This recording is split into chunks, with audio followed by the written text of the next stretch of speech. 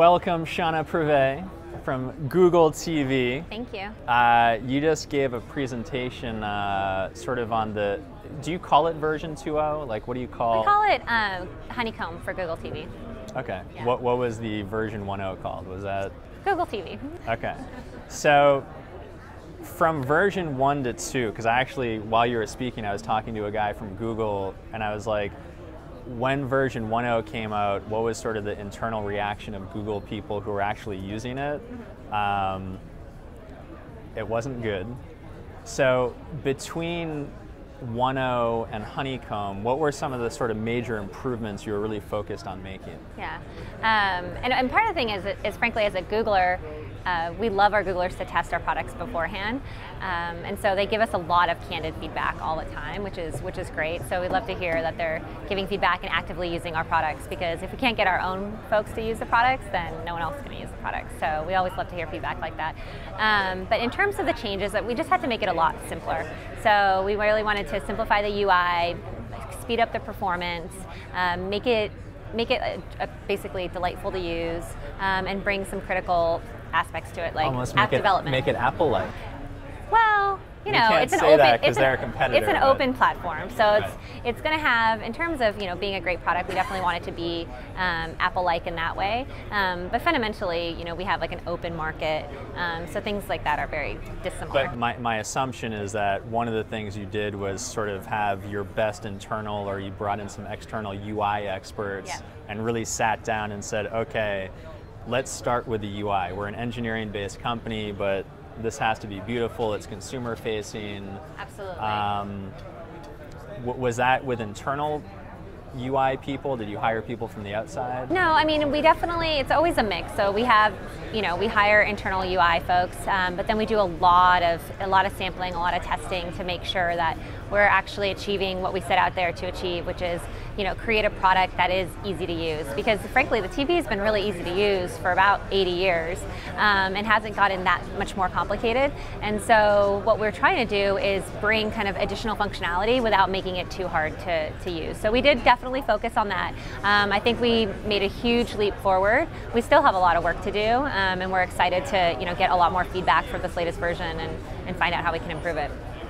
In terms of when I say partnerships, it's like in every respect. It's the app developers who are building their Netflix app to put on top. I just sat down with the Funny or Die guy, talking about what's their app strategy for all these platforms.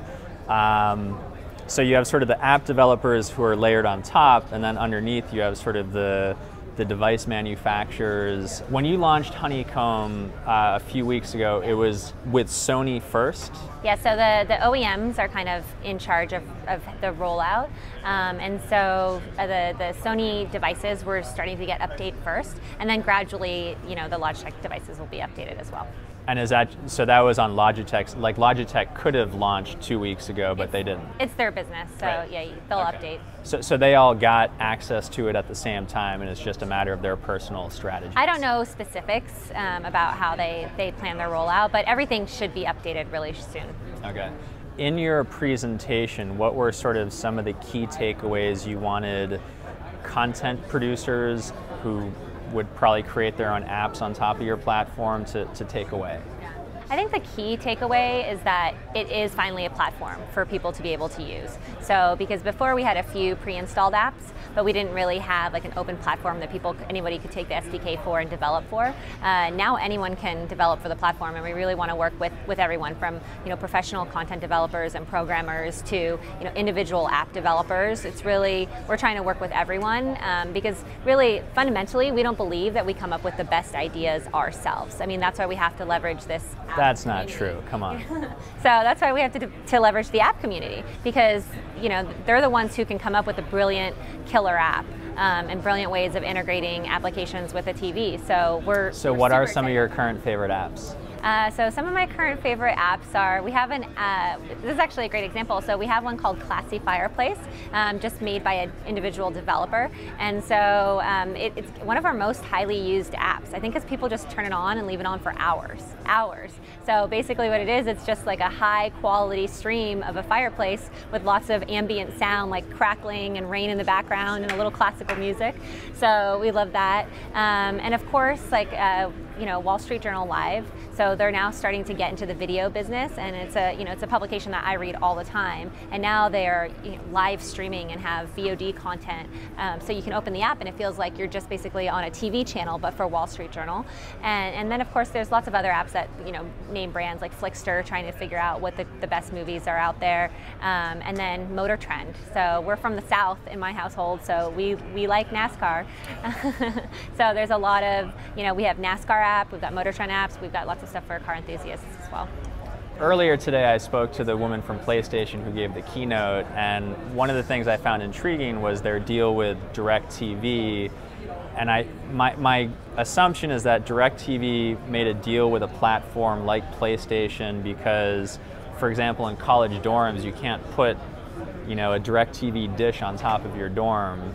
And so it's a way for what I consider sort of an MSO to hit new people or new consumers that they couldn't otherwise reach. And I asked her the question, do you see like the Comcast and the Cox and the Cablevisions of the world in markets that they don't have a footprint in, maybe creating apps that can go on something like a PlayStation or a Google TV? Because it seems like they're also developing their sort of Google TV-like platform as well. If you're a Comcast customer, you can watch TV anywhere.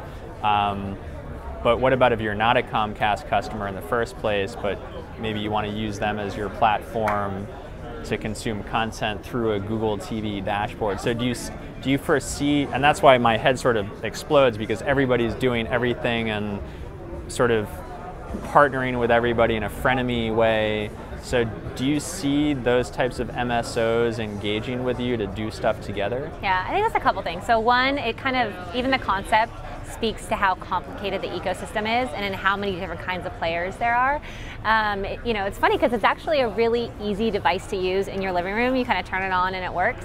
But the space itself and everything that goes into getting that content onto your screen in your living room is very complicated. And so I think, right now, because we're so early on, that's why you have so many of these partnerships happening, and as everyone's trying to kind of dip their little toe in the water to figure out how this is going to play out. But one of the key points of the talk was, we just don't know how it's going to play out. I mean, we're all kind of experimenting right now, and it's so early. It took 80 years for the television market to get to where it is today. It's certainly not going to be figured out by 2012. So I think, I think you'll see lots of partnerships like that, and that's great, right? Because anything that ends up being better for the users is what Google is in support of. And so one of the things that we've seen is that we're starting to work with kind of smaller regional MSOs that are interested in getting like streaming over IP, and of course we can support that because all they have to do is build an app and their users can have access to that streaming technology. So anything that's better for the user is basically something that we want to support, so we love to see deals like that. Who do you view as your, I know everybody hates this question, they sort of tiptoe around it, but who are your competitors in this sort of space? In the TV space? Like, would Apple TV, you consider them a competitor? Boxy? I mean, frankly, the way we look at it is that there really aren't competitors to this particular product because we are working with every OEM and putting this product on every OEM's hardware. So if you look at, is there another player that's working with every OEM and putting their software on every OEM's platform? And there really isn't anyone else doing that. But that's a strategy, not necessarily, like, Android is on every OEM, but I think everybody would say that iOS is a competitor to the Android platform. Only in the sense that you're talking about broadly phone operating systems. So I mean, I don't know that we say, I mean, it's just a really different product. I mean, Apple TV is just a really different product. I think whatever they come out with in the future, which we're really excited to see, maybe potentially that. But right now we're not even looking at what the other platforms are doing. We're just trying to make this a better user experience, and we have a long way to go. If Honeycomb, unlike Android, is not currently open source, is there a strategy to sort of move in that direction to become more Android-like? So any OEM can grab it and put it on their platform and do cool stuff with it and drive further adoption of the Google TV way? Yeah. So Honeycomb for TV, which is what we're working on for Google TV, it isn't open sourced yet, and I think we do want to fall in line wherever we can with Android. The reality is that right now it's just not a platform that's a self-service, and so we're focused on improving the product and making that product as good as possible, and then we'll look to make it self-service so that potentially other OEMs can implement without a tight integration with us, which is what is required right now. And Honeycomb is built on top of Android? Yeah, so basically Honeycomb is the latest operating system of Android. So we name all the operating systems after desserts. So cupcake, eclair, donut, and so the latest one is Honeycomb, which is the latest version on TV, and then the operating system after that, ice cream sandwich, which we call ICS for short, brings all the features of Honeycomb to a phone. So you also have Chrome, right, as a sort of web operating system. So how is the decision made for the Google TV team to use Android versus Chrome, and how should people think about Chrome versus Android? Like, what's the point of each one? Yeah, so Chrome is an operating system, and we have the Chrome notebooks, as you know, but in addition, it's a browser. So on Google TV, we actually have Android operating system as the platform, and then instead of having the Android browser, we actually brought over the Chrome browser, so that users have identified Chrome as a browser they like to use, and they can access all their same favorite websites. And so that's how they kind of coexist on our platform, whereas they don't in other places yet. What was one of the most sort of thought-provoking / challenging questions you got at the end of your presentation? Did someone rattle you? Did someone rattle me? I mean, ESPN said they wanted to work with us, so publicly. So he just threw that like, hi, I'm from ESPN and we want to work with you? Absolutely, I like that. So I love ESPN. As soon as we're done here? Absolutely. Actually, comment on that.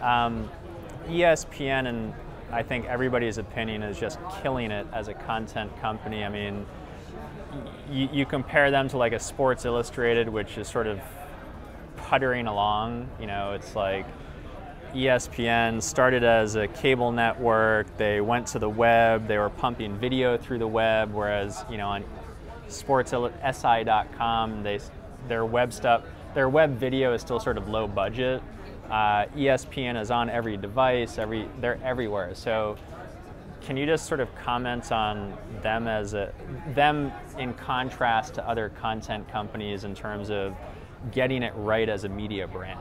Well, the thing about ESPN is that they're just visionary, and they do invest a lot in technology. So it's really, really important to them. They have a huge digital part of their company. So we work really closely with the guy who runs all of their digital, John Kozner, and he just is always thinking forward, always thinking forward. So as soon as we have, at Google, as soon as we have a new product, they want to know how they can integrate and how they can work with it. And they're always looking at it from a fan's perspective. I think that's one way that like Google and ESPN are very similar, is we're always looking at how we can improve our services for the user, and they are always thinking about the fan, like where is the fan? And they're not always trying to say, you know what, we need to make the fan come to us.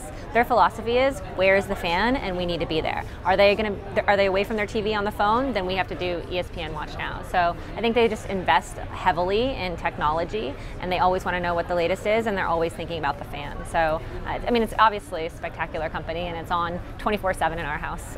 I'm going to put you on the spot. Give me a media brand that was big 10 years ago that you don't think is doing a very good job. Oh, jeez. I mean, for me, sort of Sports Illustrated was they're not doing a bad job, yeah. But I feel like ESPN is running circles around them. Yeah. I don't know that I can Who has not reinvented themselves in the digital age, in the digital multi-device, multi-platform world? I don't think I'm going to answer that. Okay. You got my vote was Sports Illustrated.